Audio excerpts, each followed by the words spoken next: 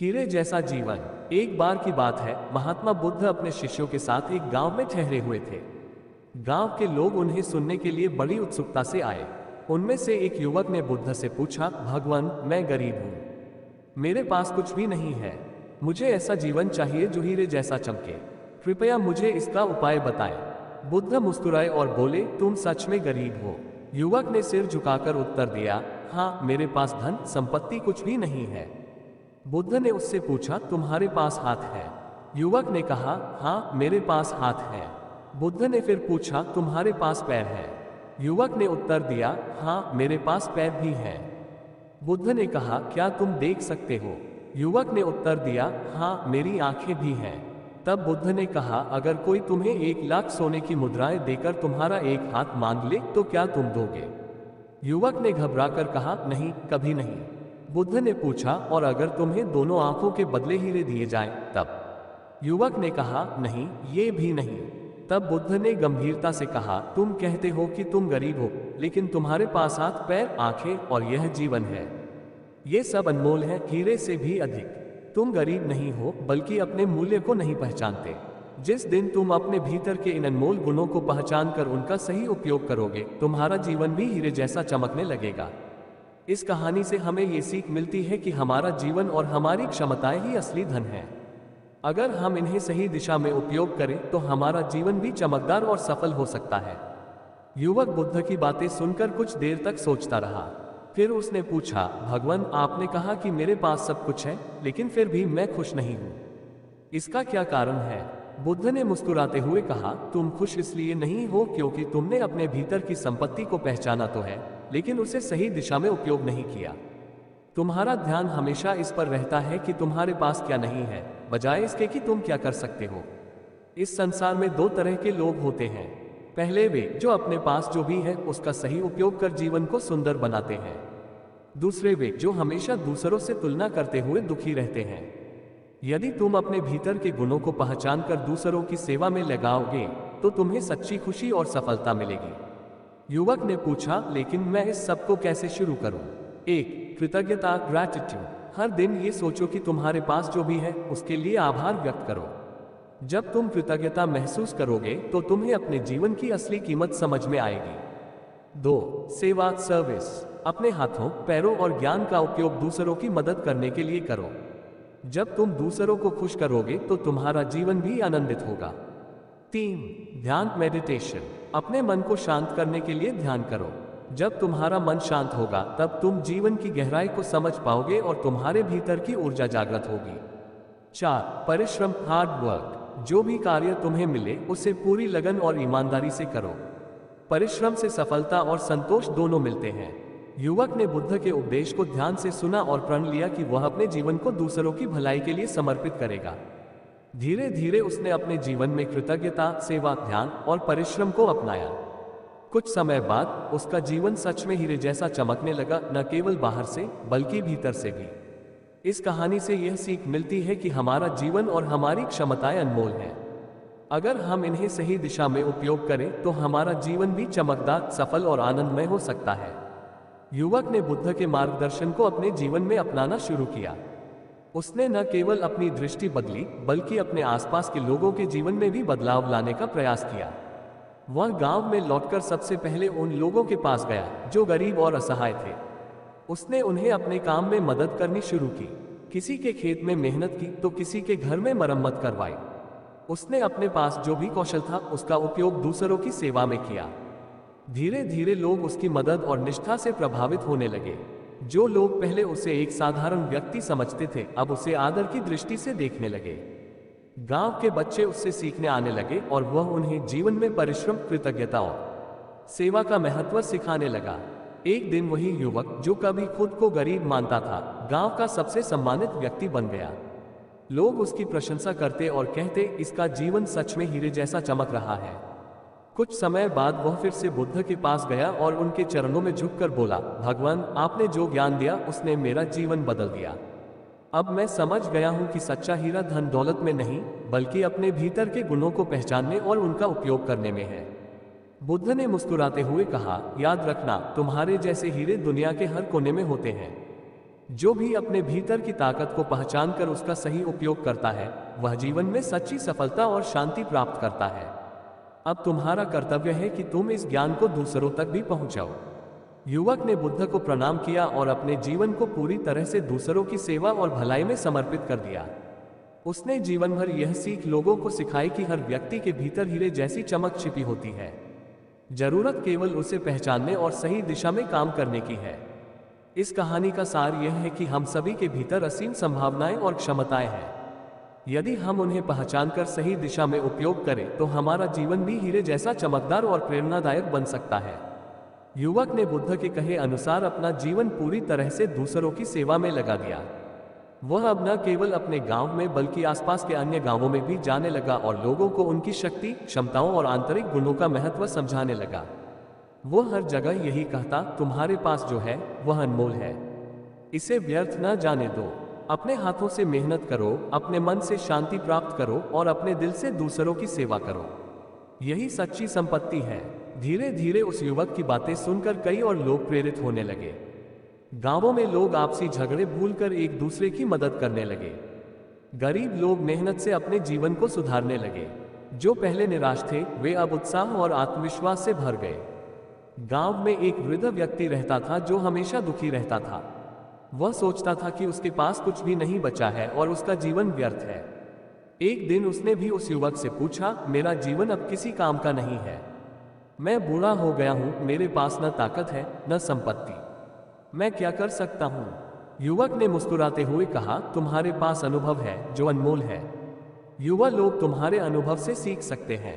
जब तक तुम दूसरों को सिखाते रहोगे तब तक तुम्हारा जीवन मूल्यवान रहेगा। वृद्ध ने युवक की बात मानी और गांव के बच्चों को अपने जीवन के अनुभवों से सीखने लगा। बच्चे उसे आदर देने लगे और वृद्ध ने भी अपने जीवन में नई ऊर्जा और उद्देश्य महसूस किया। कुछ वर्षों बाद जब बुद्ध फिर से उस क्षेत्र में आए तो उन्होंने देखा कि वह गांव और आसपास के सभी गांव पहले से अधिक खुशहाल, समृद्ध और शांतिपूर्ण हो गए हैं। लोग आपस में प्रेम और सहयोग से रहने लगे थे।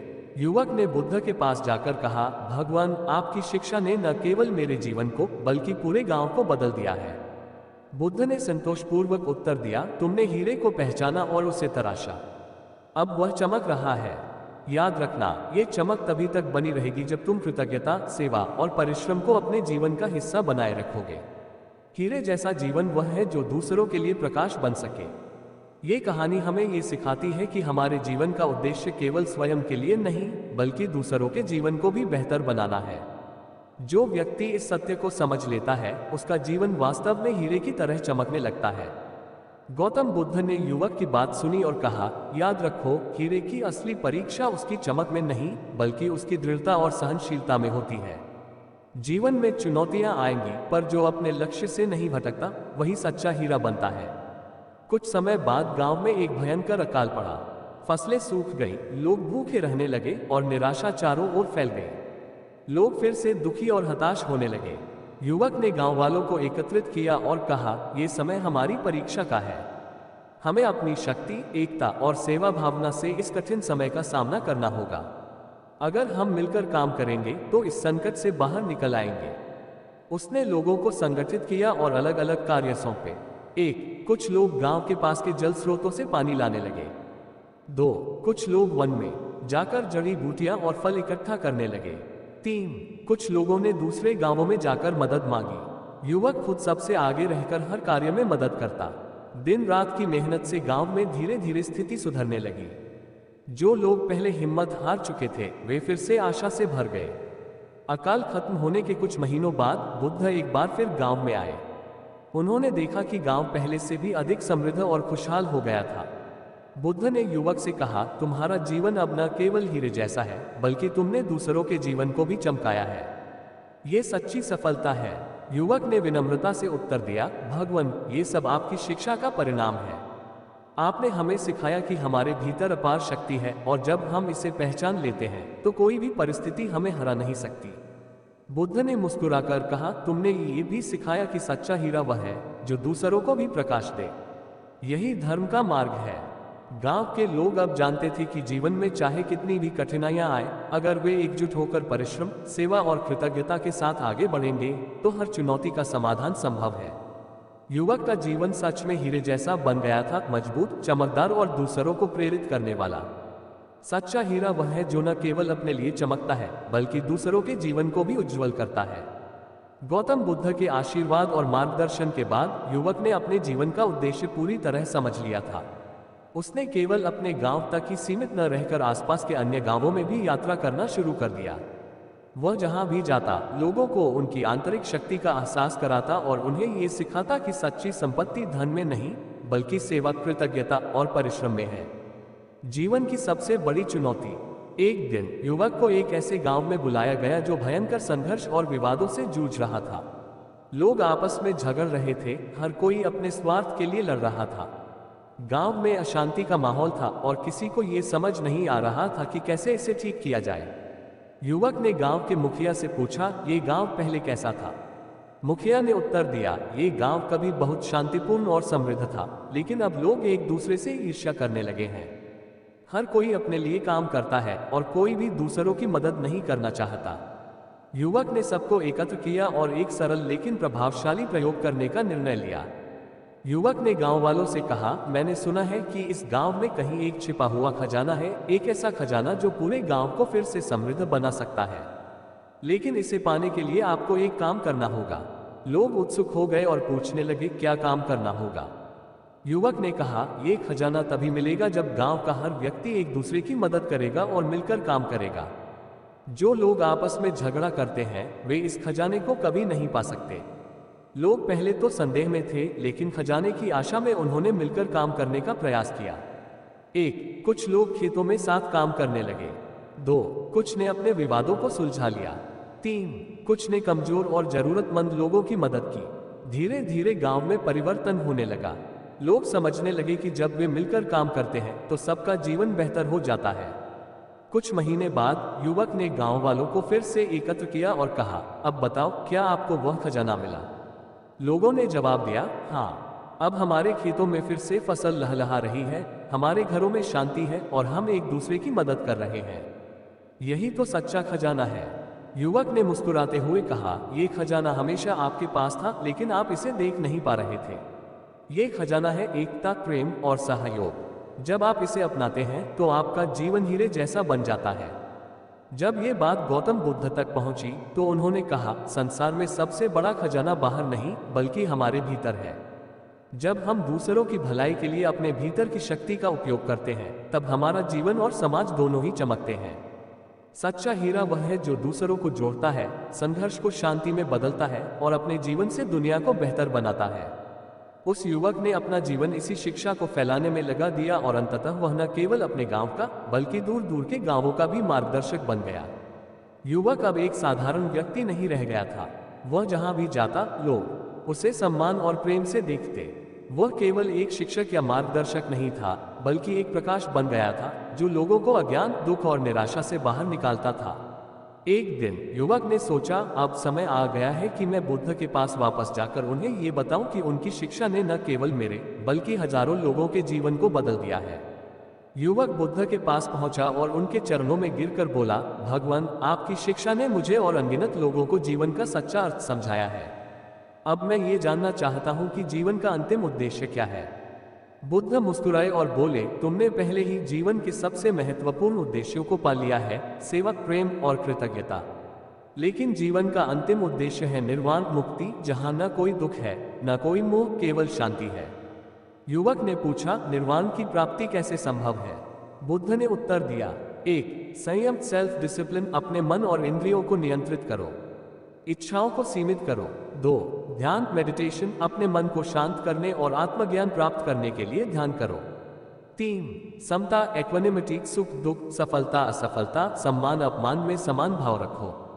4. करुणा, कंपैशन, सभी प्राणियों के प्रति प्रेम और करुणा का भाव रखो। बुद्ध के ये शब्द सुनने के बाद युवक ने अपने जीवन के अगले चरण की ओर कदम बढ़ाने का निश्चय किया। उसने अपने गांव में वापस जाकर लोगों को केवल भौतिक समस्याओं से नहीं बल्कि आध्यात्मिक अज्ञान से भी मुक्त करने का कार्य शुरू किया।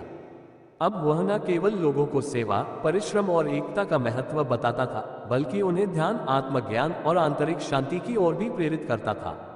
युवक का जीवन एक प्रेरणा बन गया। जब वह वृद्ध हुआ तो उसके शिष्य उसके पास आए और बोले, गुरुदेव, आपने हमारा जीवन बदला।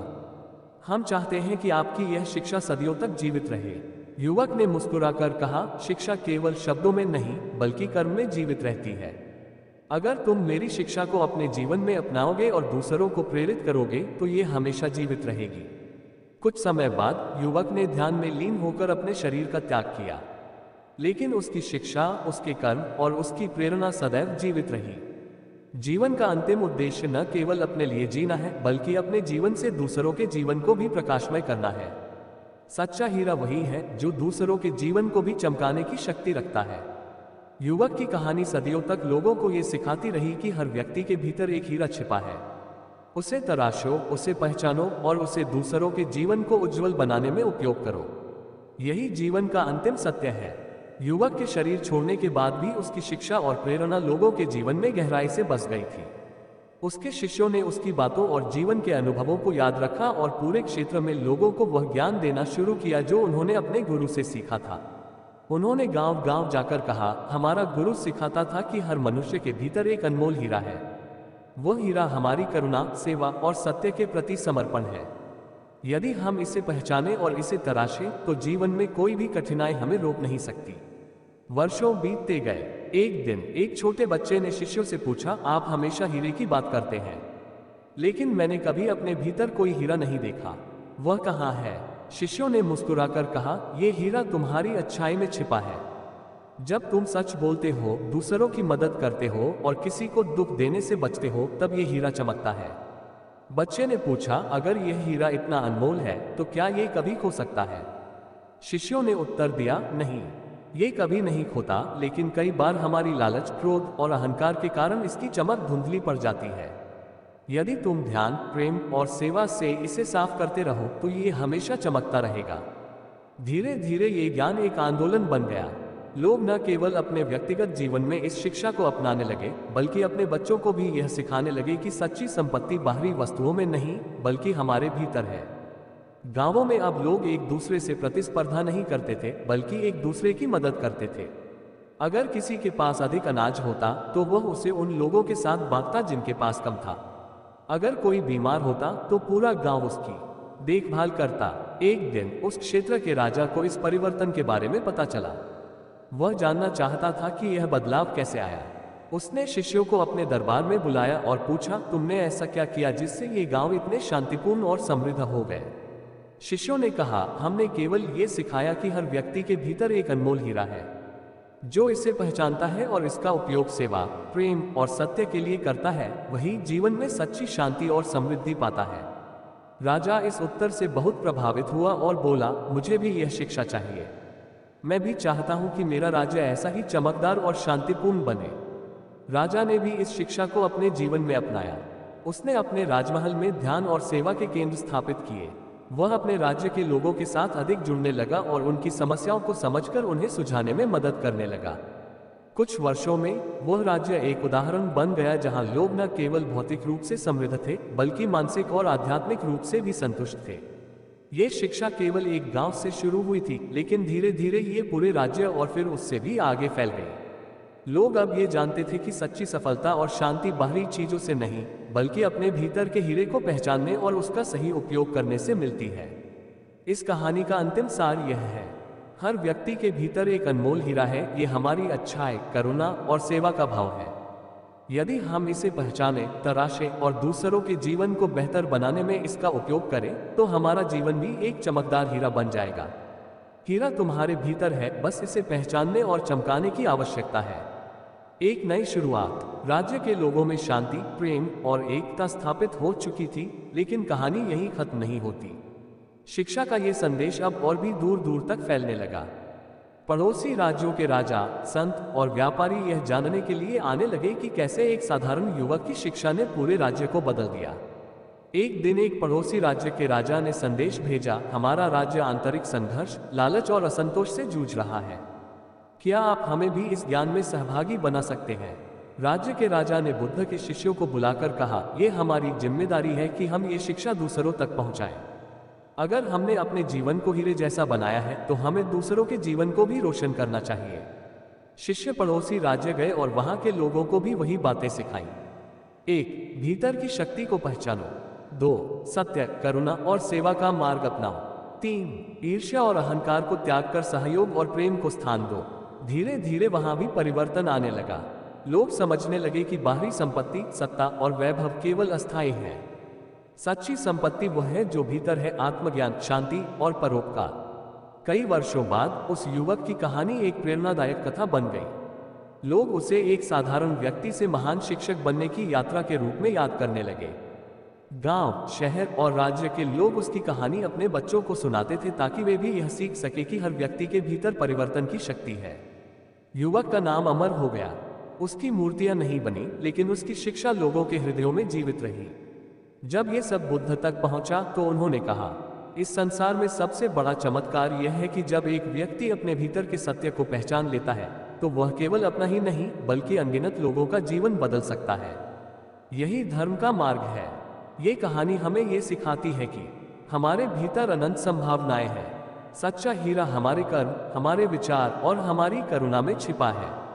जब हम अपने जीवन से दूसरों के जीवन को भी रोशन करते हैं तब हमारा जीवन वास्तव में हीरे जैसा बनता है।